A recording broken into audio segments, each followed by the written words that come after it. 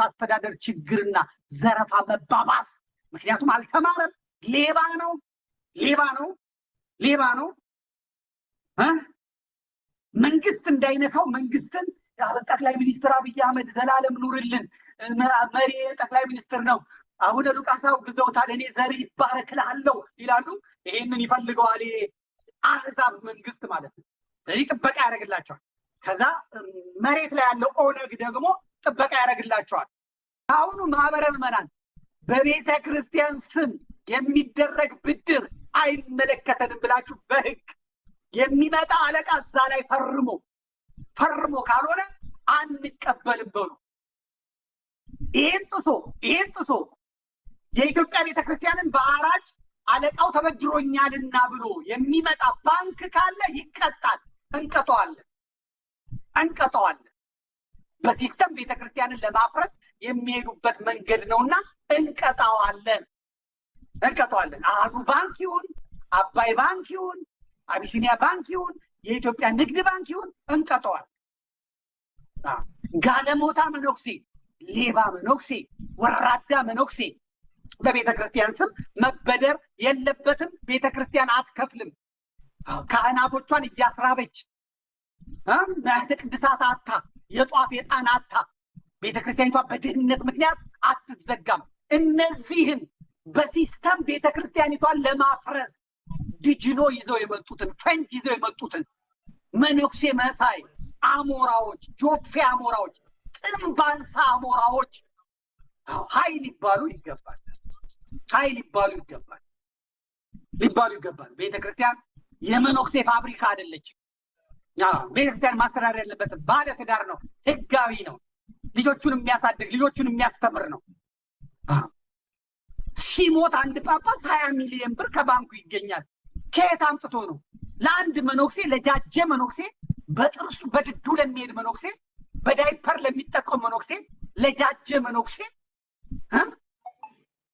ሚስት ድስት የለውም ለሚባል መነኩሴ 40 ሚሊዮን 70 ሚሊዮን ብር ባንኩ ውስጥ የሚቀበጠው ከየት አባቱ አምጥቶ ነው የስለት ገንዘብ የካህናትን ጉሮሮ ዘብቶ አይደል እንዴ አንቱ የሚባል ነገር የለም ከዚህ በኋላ ሌባ ነው አንቱ የምንላቸው አባቶች አሉ እግራቸውን ጉልበታቸውን የምንስመው ይጸልዩልኝ ይፍቱኝ ይባርኩኝ አባቶች የምንለው ይሄን ሴታውል ይሄን ዘራፊ ይሄን ቤተክርስቲያንን አዋራጅ አንቱ አንለው ማለቅ አንቱ አንለው ጠቅላይ ሚኒስትር ዶክተር አብይ እድሜህን ያርዝመው እግዚአብሔር ይጠብቅህ ዘርህን ያብዛልህ ብያለሁ ከነ ዘርህ እግዚአብሔር ይባርክ እግዚአብሔር ይጠብቅህ ከነ ዘርህ እግዚአብሔር ካንተ ጋር ይሁን የመከላከያ ሰራዊትንም ሁሉንም እግዚአብሔር ይባርክ በዚህ ነው የምንቀጥለው እንደዚህ መፎገር የለም እንደዚህ መፎተት የለም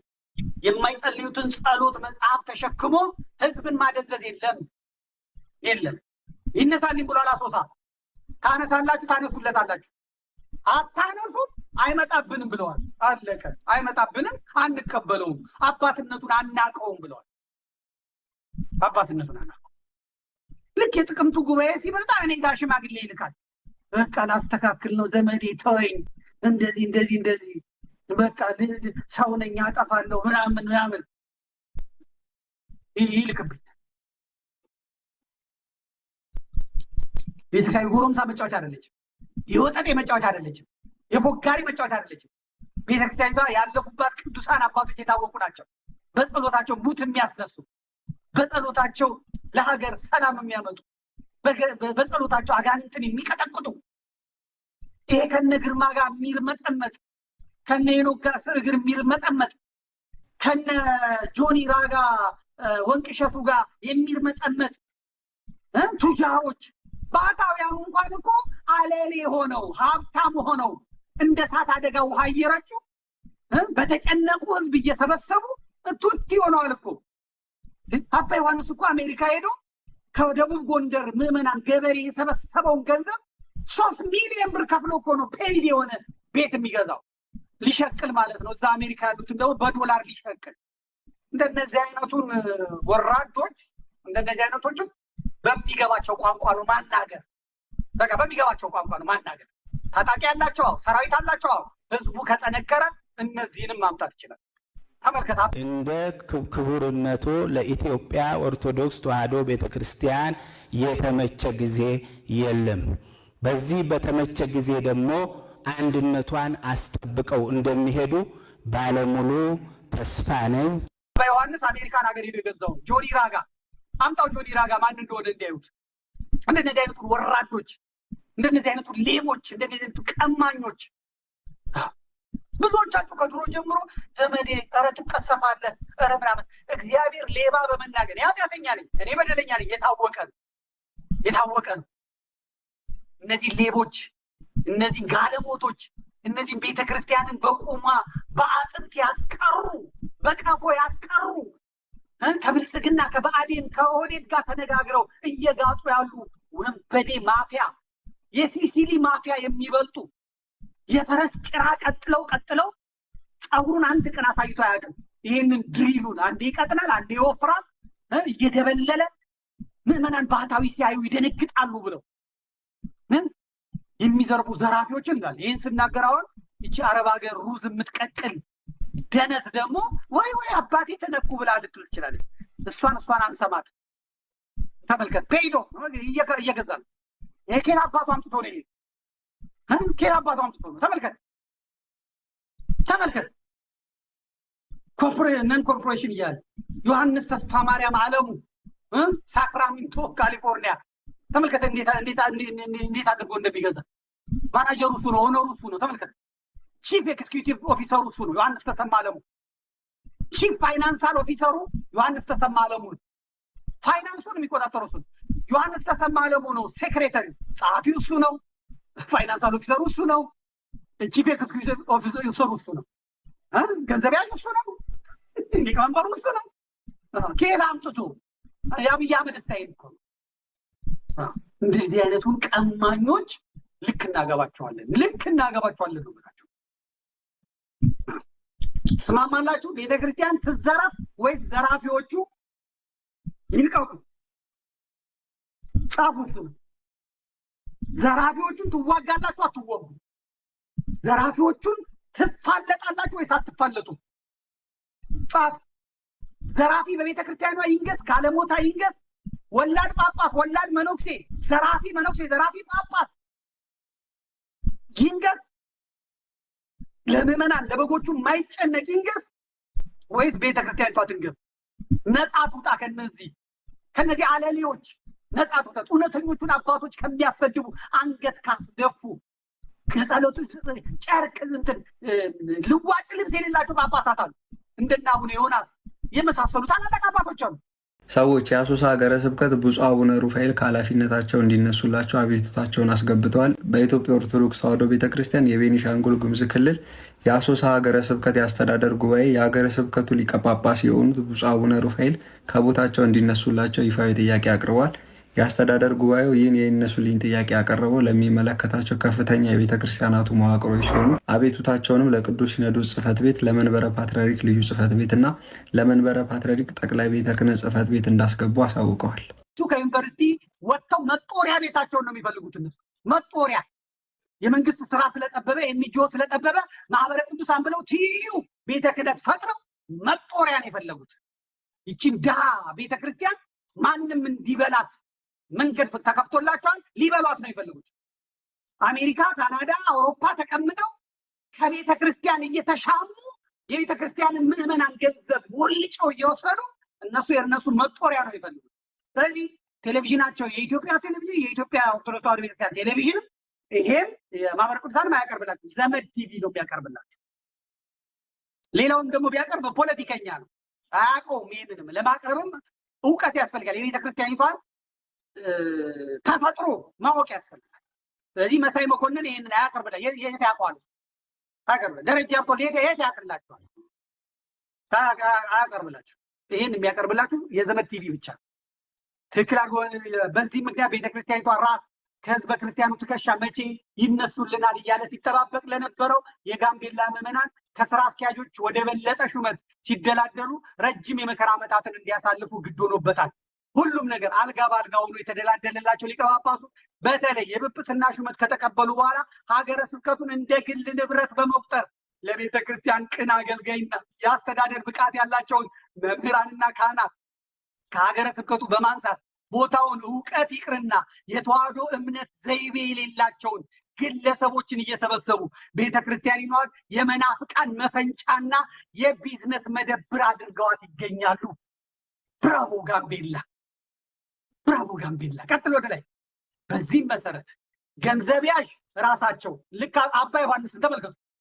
አባ ዮሐንስ የደቡብ ጎንደር ሌባ አሜሪካን ሀገር በ3 ሚሊዮን ዶላር ፎጭ አድርጎ ይገዛል። ያን የጎንደር ደቡብ ጎንደር በረሃብ በጠኔ በልማት ወደኋላ የቀረ ነው።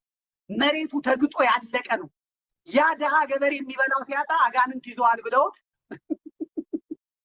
ሰይጣን ይዘዋል ብለውት ረሃብተኛ የደቡብ ጎንደር፣ ረሃብተኛ የወሎ፣ ረሃብተኛ የጎጃም፣ ረሃብተኛ የሰሜን ጎንደር ምስኪን ምዕመናንን በሬ እያሸጠ በግና ፍየል እያሸጠ እሱ አሜሪካ በ3 ሚሊዮን ብር ፔይዶ ብሎ ይገዛልሃል።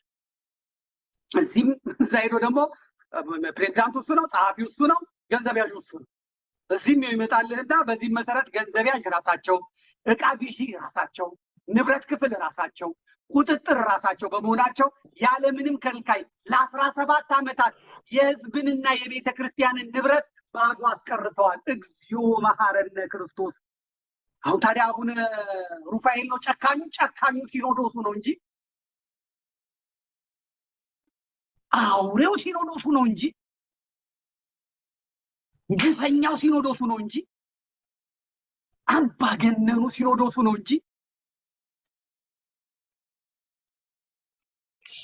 የአረመናዊነት ነው። 17 ዓመት ሙሉ ምዕመናን ላይ የሚጭን መጅሊስ እንኳን አያደርግም። ይሄንን ቤተክርስቲያን እንኳን የሚመራት መጅሊሱ ቢሆን እንኳን ይሄን አያደርግም። በእውነት አያደርግም። በተለይ የሀጂ ሙፍቲ እንድሪስ ቢመሯት ይቺ ቤተክርስቲያን እንዲህ አይነት መከራ አይደርስባት። እነዚህ ከዛም የባሱ ጨካኞች ናቸው። እዛ የተሰበሰቡት አድርጓታል። ቅዱሱን ቤተ መቅደስ እምነት በሌላቸው ግለሰቦች አስደፍረዋል። የጌታን ስጋና ደም የኦርቶዶክስ ተዋሕዶ እምነት ምን እንደሆነ ለማያውቁ ግለሰቦች ጭምር አድለዋል። የምንኩስና ሕይወት ይቅርና የኦርቶዶክስ ተዋሕዶ እምነት የሌላቸው ግለሰቦች እያስገደዱ ጭምር በማሞንከስ ቆብ በመጫን በሀገረ ስብከቱ በሚገኙ አጥቢያዎች በማሰማራት በሐሰት ትምህርት ብዙዎችን ከእምነታቸው አስወጥተዋል። እምነታቸውና ሕገ ቤተ ክርስቲያንን ጠብቀው የሚኖሩ ካህናትና ዲያቆናትን ደሞዝ በመከልከል ለዓመታት በረሃብ አለንጋ አሰቃይተው ጥለው እንዲሰደዱ አድርገዋል። ቅድስት ኪዳነ ምሕረት ካቴድራልን ጨምሮ ብዙ አብያተ ክርስቲያናት ያለ አገልጋይ አስቀርተዋል። በሀገረ ስብከቱ ስር አንድም የአብነት መምህር እንዳይኖር ትዕዛዝ ሰጥተዋል። በብዙ ፈተና የተመሰረተውን የተክለ ሃይማኖት ገዳም ከ2 እና ከ3 መነኮሳት በላይ እንዳይኖር በማድረግ ለዓመታት ህዝበ ክርስቲያኑን እንዲያገለግል ደፍነውት ኖረዋል። አቤት እግዚኦ መሐረነ ክርስቶስ። አንተ መድኃኔ ዓለም ተመልከት። መናፍቅ እኮ ነው የተሾመው። በቤተ ክርስቲያኒቷ ላይ እኮ መናፍቅ ነው የተሾመው። የቤተ ክርስቲያኒቷ ጠላት እኮ ነው የተሾመው። ቆብ የለበሰ መስቀል የያዘ ቀሚስ ያጠለቀ መናፍቅ እኮ ነው የተሾመባት ቤተ ክርስቲያኒቷን የሚመሩት።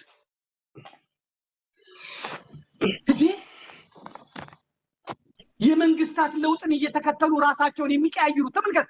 እንግዲህ ሲሾሙ ከነ የኔታ እዝራ አይገባም ብሎ ራሱ የጋምቤላ መንግስት ነው ደብዳቤ ጻፈ። ተሹሞ ሌላ ጳጳስ ቢመጣብን የባሮን ወንዝ እንዳይሻገር ያለው የጋምቤላ ፕሬዝዳንት ለሲኖዶስ ደብዳቤ ጻፈ። ለምን? በዚያ በጋምቤላ በዘመነ ወያኔ የትግሬ ባለሀብቶች ኢንቨስተሮች የጋምቤላን መሬት ከሳውዲ አረቢያው ሼክ መሐመድ አላሙዲን ጋር ወጥረው ይዘው ቢሊዮነር ስለነበሩ ይሄ በእናቱ ትግሬ የሆነ ሰው እዛ መጥቶ ጥቁሮቹን ወደ ኦርቶዶክስ እንዲለውጥ ተመልከቱ። በኦሮሚያ ህዝቡ ጴንጤ እንዲሆን አደረገች ወያኔ፣ እስላም እንዲሆን አደረገች፣ ለነሱ መደላድል ፈጠረች። በሌላውም ቤታ ህዝቡ ወይ ፕሮቴስታንት ወይ እስላም እንዲሆን ሰራች። በጋምቤላ ግን የጋምቤላ ኑዌሮች፣ የጋምቤላ ኟኮች ኦርቶዶክስን ብቻ እንዲቀበሉ ጴንጤና እስላምን መንገድ ዘግታ ኦርቶዶክስ ብቻ እንዲቀበሉ ከፕሬዝዳንቱ ጀምሮ ከፓርላማው ጀምሮ እንዲጠመቁ አባ ጳውሎስ እየሄዱ እንዲያጠምቁ አባ ተክለ ሃይማኖት የአሁኑ አባ ፊልጶስ ማነው አባ ሩፋኤል ሄዶ እንዲያጠምቁ እነ ኦዱሉ እነ ማግነስ ኦርቶዶክስ ሆነው ማተም እንዲይዙ ከዛ ወያኔ ሚኒስትር እያደረገች ወደ ላይ እንደምታመጣ ስለዚህ ስልጣን ለማግኘት ልክ አሁን እና አብይ ጴንጤ ካልሆንክ እስላም ካልሆንክ ብልጽግና ውስጥ ስልጣን እንደማይኖርህ በጋምቤላ ኦርቶዶክስ ካልሆንክ ስልጣን አይኖርህም ነበር። ይህ የተፈጠረው በዛ ላሉ የትግራይ ኢንቨስተሮች በሃይማኖት ስም ጠፍርጎ ለመያዝ የተደረገ ነው። እውነቱን ነው የምነግርህ። ጋምቤላ ሲፈልግ ፕሮቴስታንት መሆን ሲፈልግ እስላም መሆን ይችል ነበር። መንግስታዊ ሲሆን ግን ልክ አብይ አህመድ አሁን ሚኒስትሮችን የሚሾመው ጴንጤ ከሆነ ነው። ሚኒስትሮችን የሚሾመው እስላም ከሆነ ነው። ለዚህ ነው ፓርላማውንም ሚኒስትር መስሪያ ቤቱንም በእስላምና በጴንጤ ያጥለቀለቀው። በደርግ እንደዚህ አልነበረም፣ በሌላውም እንደዚህ አልነበረም።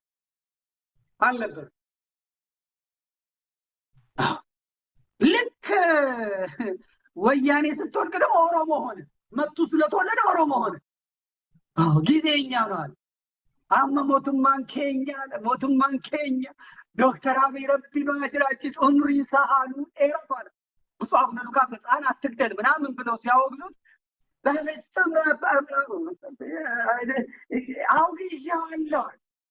አውግዤዋለሁ እኔ ሌባ ነው እንደዚህ የሚለው ይሄ ሌባ ነው እንደዚህ የሚለው።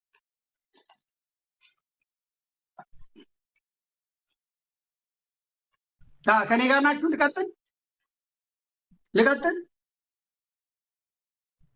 ሙቀቱ እያዝረከረከኝ ነው። እኔም ይሁን ግን ምን አባቴ ላድርግ?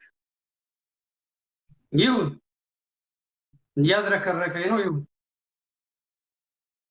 ልቀጥል። እስቲ ጻፉልኝ። ይሁን ይፍሰስ ይውጣ።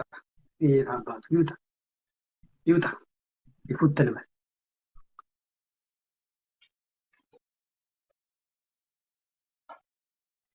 እሺ እስቲ ቀጥል በሉ። አይ ይበቃናል፣ አብዝተዋል። አንተስ አባታችን አትንካ ማለት ትችላለህ። ከጃንሆይ ወዲህ የእግዚአብሔር ስም አይጠራም ነበር።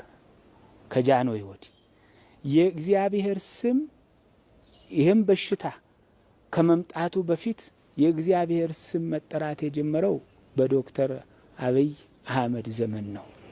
በዚሁ ላይ እንዳለ ሁሉ እግዚአብሔርን የማያውቀው ሁሉ እግዚአብሔርን የፈለገበት ጊዜ ስለሆነ የእግዚአብሔርን ስም እንጠብቅ፣ እግዚአብሔርን ስሙን እንጥራ።